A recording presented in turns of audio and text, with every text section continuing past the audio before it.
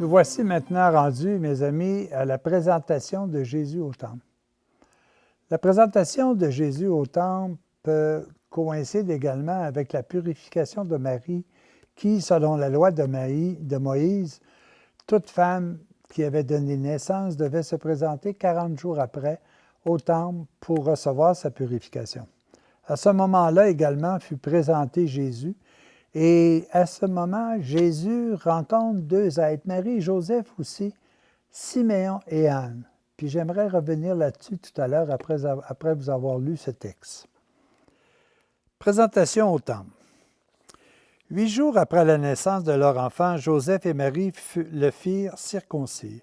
Ainsi le voulait la loi de Moïse. Ils lui donnèrent le nom de Jésus, comme l'avait indiqué l'ange. Ce nom signifie sauveur. Il correspondait à la mission de l'enfant. Au bout de 40 jours vint la purification prescrite par la loi de Moïse également.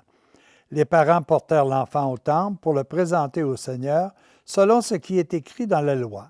Tout garçon premier-né sera consacré au Seigneur. Essayez de comprendre le sens de cette consécration et de sa profonde réalité. Joseph et Marie connaissaient la mission de leur enfant par les paroles de l'ange Gabriel au jour de l'Annonciation. Ils savaient que le Fils de Dieu s'incarnait pour sauver le monde.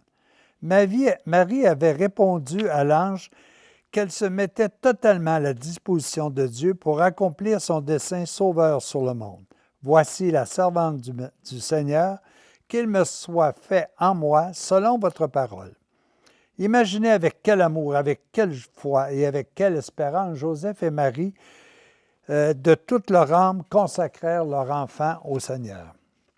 Or, il y avait à Jérusalem un homme du nom de Siméon. C'était un homme pieux et saint, un homme rempli de l'Esprit Saint qui vivait dans l'espérance de la venue du Messie. L'Esprit Saint lui avait fait comprendre qu'il ne mourrait pas avant d'avoir vu le Messie.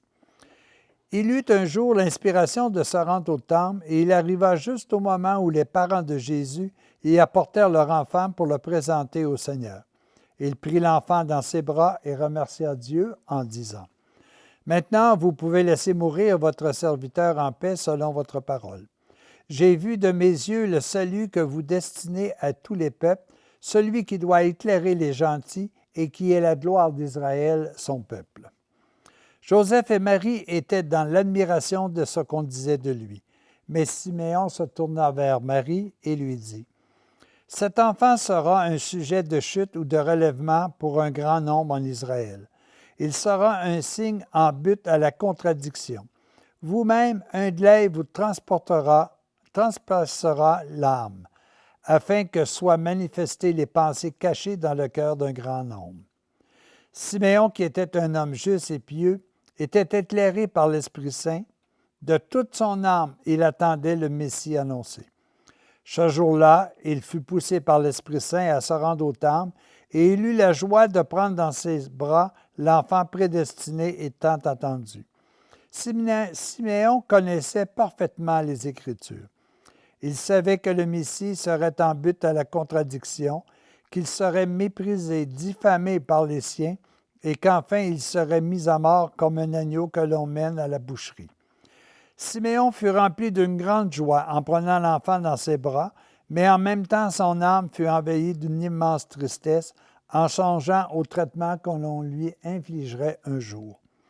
Il en prévient Marie, sa mère. « Cet enfant sera en but à la contradiction, et vous-même un glaive vous transpercera l'âme. » Il y avait aussi une prophétesse, Anne, fille de Phanuel. Restée veuve et parvenue à l'âge de 84 ans, elle ne quittait pas le temple, servant Dieu jour et nuit dans le jeûne et la prière. L'Esprit Saint l'éclaira et elle survint au même moment. Elle se mit à louer Dieu et à parler de l'enfant à tous ceux qui attendaient la délivrance d'Israël. L'arrivée du Messie était un événement si important dans l'histoire du monde qu'il fallait que tout le monde en fût prévenu. À Bethléem, le petit peuple fut averti et les bergers racontaient à qui voulait l'entendre la visite de l'ange et leur rencontre avec le Sauveur dans la grotte. Ils pouvaient être présents auprès de l'enfant sans danger pour lui. De même, à Jérusalem, ce sont les gens du peuple qui furent avertis de l'arrivée du Sauveur. Avec eux, il n'y avait pas de risque pour l'enfant. Siméon et Anne se mirent à louer Dieu. L'Évangile vous dit aussi, Anne se mit à parler de l'enfant à tous ceux qui attendaient la délivrance de Jérusalem. Vous pouvez facilement imaginer qu'en peu de temps, tout le petit peuple de Jérusalem fut au courant. Il était trop tôt pour que les autorités religieuses et civiles furent prévenues. Là était le danger. Joseph et Marie disparurent dans la foule et s'acheminèrent discrètement vers Nazareth. Dans ce texte, les amis, j'aimerais vous parler de la position de Siméon et de Anne. Siméon prévient Marie que l'enfant Dieu, que l'amour, que le Christ serait porté en dérision, serait un objet de contradiction, qu'on lutterait contre lui. Nous autres, aujourd'hui, dans notre quotidien, est-ce que nous avons peur de parler de Dieu? Est-ce que nous avons peur de parler de l'amour? Parce que nous allons peut-être être radiés de la liste de nos amis?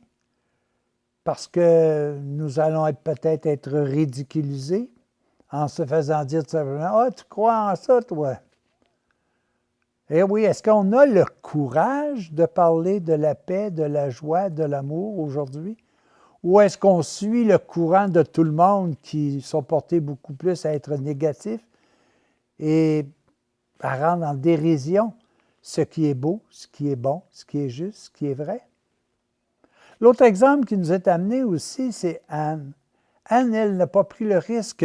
Elle a tout simplement loué Dieu pour tout ce que nous avions de beau, de bon, de juste et de louable autour de nous. Est-ce que nous autres, nous faisons comme Anne aussi? Est-ce que nous sommes capables d'exprimer à tous ceux et celles qui nous entourent tout ce que Dieu a fait pour nous sans que nous ayons d'efforts à faire? Le soleil, la lune, les étoiles, la nature, les animaux, tout ce qui nous entoure, l'air, notre capacité physique à voir, à entendre.